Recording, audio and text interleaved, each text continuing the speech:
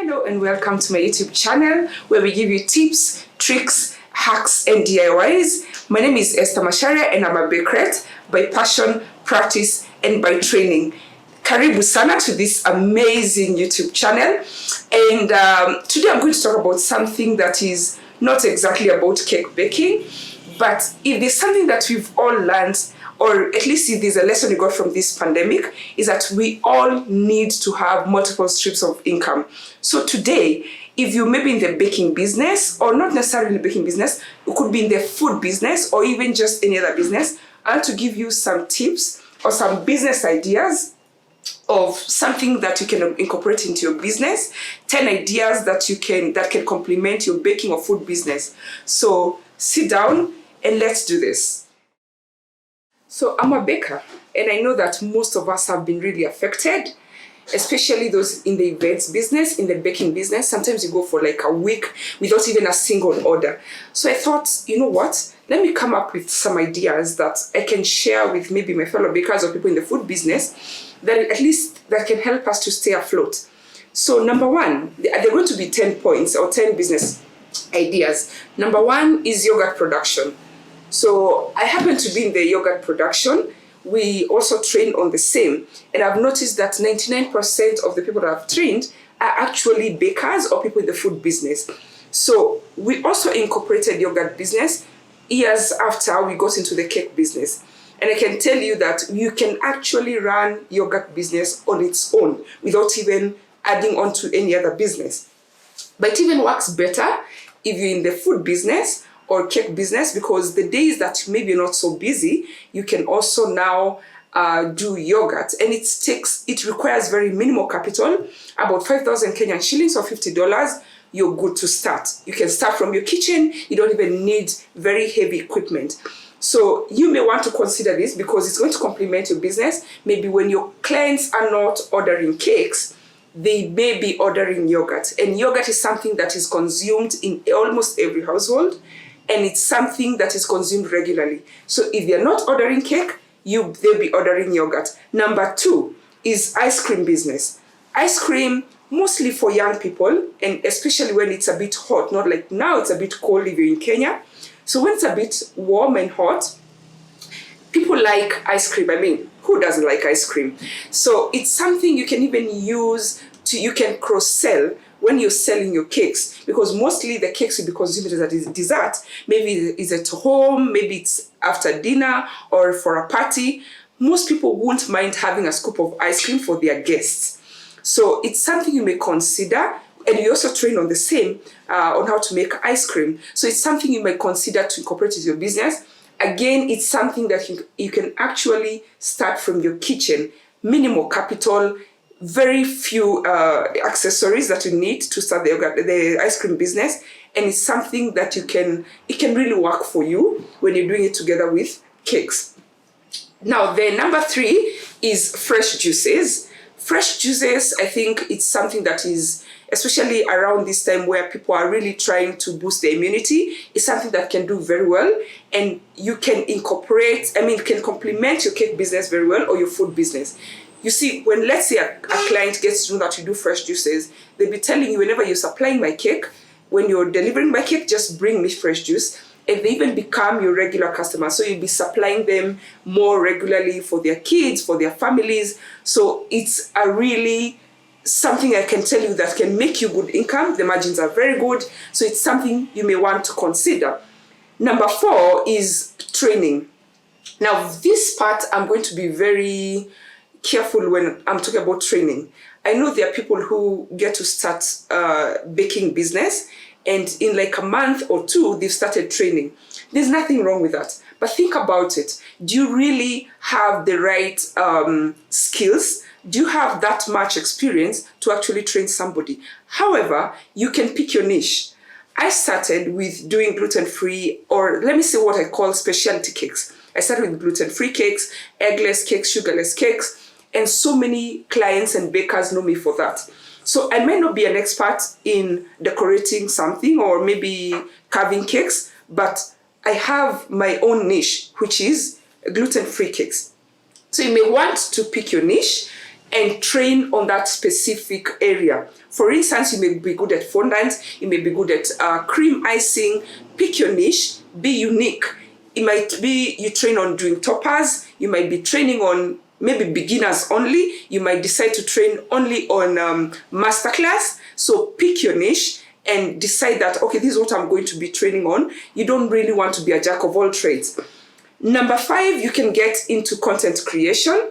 Content like what we are doing now. Content creation, if you feel like you really want to share ideas with people out there, you can get into content creation. Right now we have YouTube, we have Instagram, we have Facebook. You can be going to Facebook Live, sharing your ideas, sharing your content. And at the end of the day, even if your main motive was not to earn income out of it, it'll give you a platform. It also will give you some income, at least if you're able to gain the right following. So that's number 5. Number 6, you can do brand collaboration. When I talk about brand collaboration, obviously you may want to make sure that you have a following, because before you can even approach brands to collaborate with you. I'll give you a very easy example. For instance, you can maybe if you use butter in your business and you regularly want to showcase your products that you've used butter. So you can maybe even approach a company that manufactures butter, or if it's margarine, a brand that manufactures margarine. You may approach them to collaborate with you, and you'll be doing videos or content using their brand, and you'll be like their brand ambassador. That one, they'll be paying you to do that. At the same time, you're also setting a platform for yourself that people get to know that, okay, they can relate to you through this brand.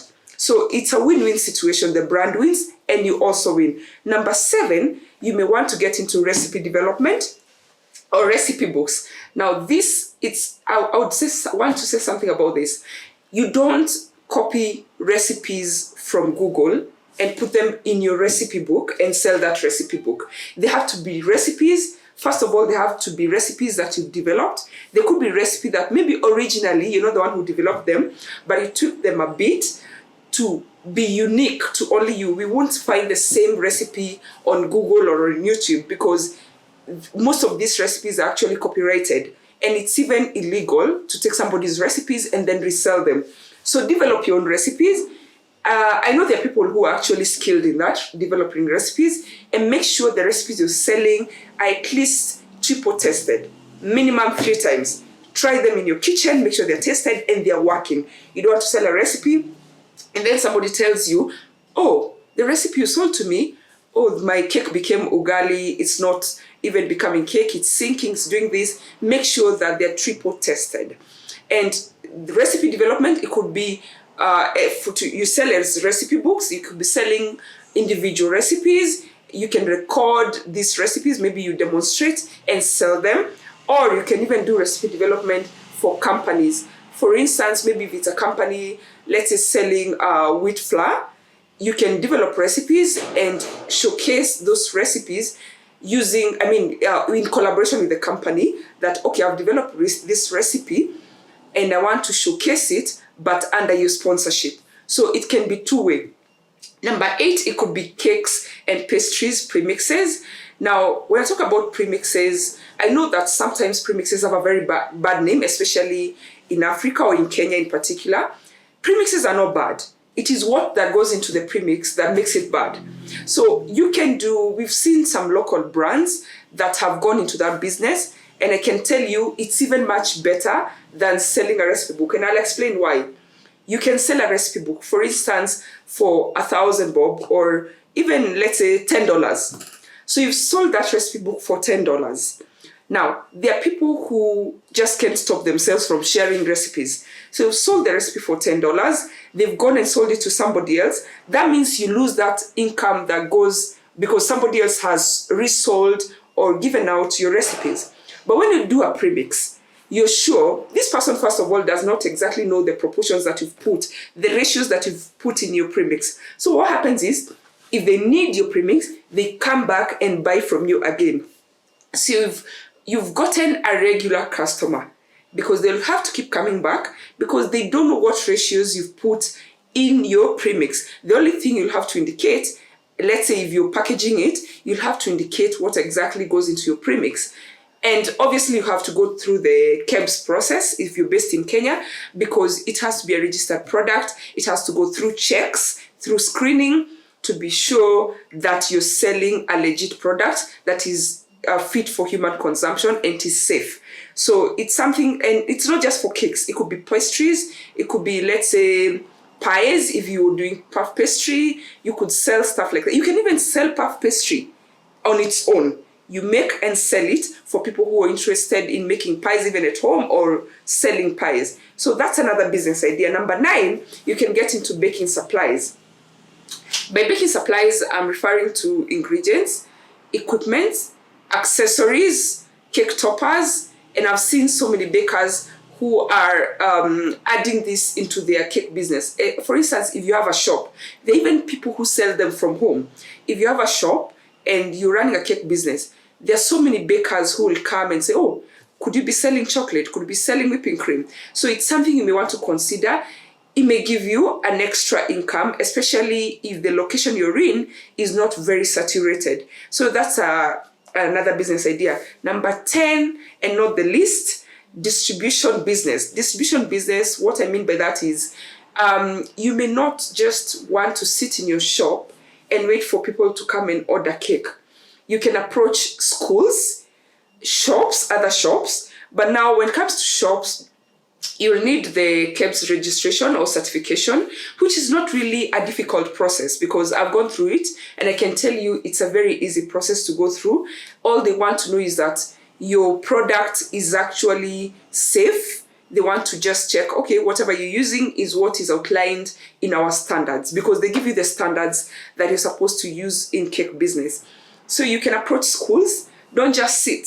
You really, if you want it, you have to go for it.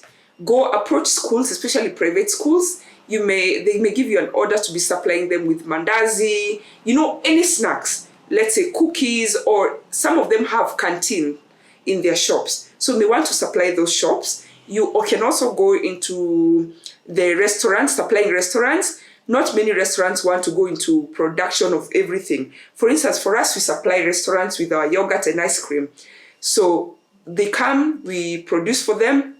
They can go and rebrand it, sell maybe in their name, or they just sell in the glasses. So you find that they sell maybe at twice the price that we sold to them. So this way you're able to bring in more income and you'll be able to stay afloat because nobody knows how long this situation is going to stay. So I hope you really found this insightful, and I hope somebody is going to get something out of it. And as I said, it's not specifically for people in the baking business. So it could be anybody. These are businesses you can actually start from your kitchen. You don't really have to have an establishment or a big business premise. So I hope you found this insightful. Kindly share this video with your friends and family. If you found it useful, you can even share on your own business platform, personal platform, and we'll be more than glad to know that we are of help to you. As usual, please make sure that you subscribe to our YouTube channel for more tips and tricks, hacks and DIYs, and make sure you look out for the next video and leave your comment down here in the comment section. Would like to know what exactly would you want us to cover, and we'll be more than glad to cover exactly that. Thank you so much for joining us. See you in the next one.